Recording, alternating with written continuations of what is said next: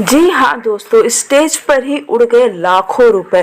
पूरा वीडियो देखे, पहली बार भोजपुरी में कुछ इतना बड़ा स्टेप उठाया गया है। तो वीडियो अगर अच्छा लगे तो लाइक से कमेंट करना बिल्कुल भी ना भूलो और हमारे चैनल को भी जरूर सब्सक्राइब करें। चलिए खबर पे बात करते हैं।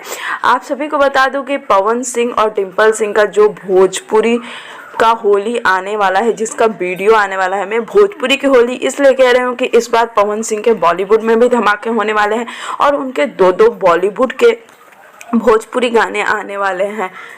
और जहाँ तक बात करें तो पवन सिंह इस बार कुछ अलग ही धमाका करने वाले हैं। आप सभी को बता दूं कि जौनपुर, जी हाँ दोस्तों, जौनपुर यूपी में पवन सिंह ने अपने होली के लिए इतना बड़ा सेट बनवाया है कि उस पर लाखों रुपए खर्च हो गए हैं सिर्फ अपने फैंस के लिए।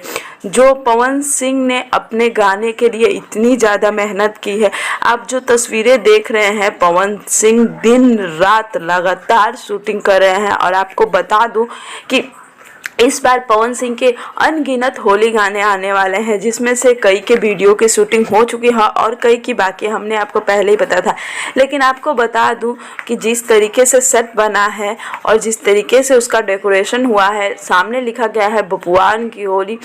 तो एक गाने के लिए इतना बड़ा, जी हाँ दोस्तों, इतना बड़ा धमाका हुआ है।